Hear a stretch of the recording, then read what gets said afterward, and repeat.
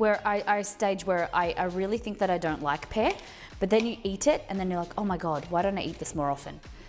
There's just something about it that, I don't know, just not as, I don't know. There's something about it that maybe it's harder to eat. I don't know. There's something about pear that I think that I don't like, but when I eat it, I'm like, oh, these are really good.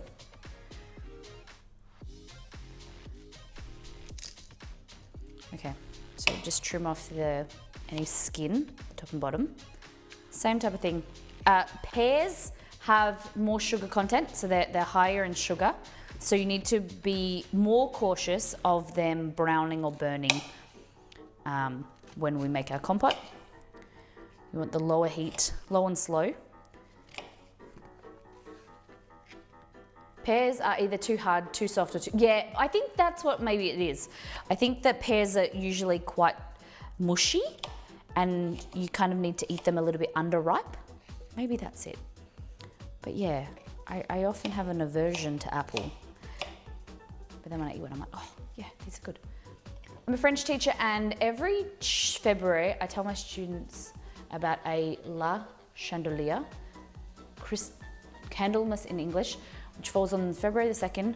In French, Candlemas is crepe. I think you mentioned this to us around that time, around January. February, Jake. It sounds familiar, the story. Crepe day. And you make heaps and heaps of crepes? Yeah.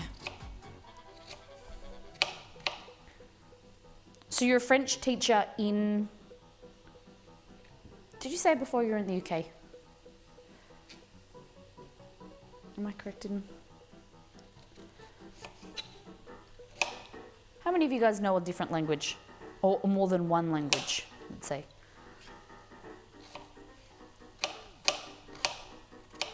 You can't say Klingon. Oh, you're in the US? Okay. How many of you guys know more than one language?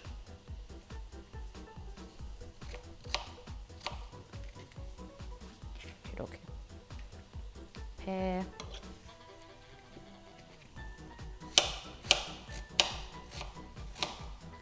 I learned Japanese in high school, mostly forgotten. Ichi, ni, san, shi, go, roku. I know 2. Auslan and English, yes. Ali's actually training to be an interpreter for Auslan, which is like ALS, so American Sign Language.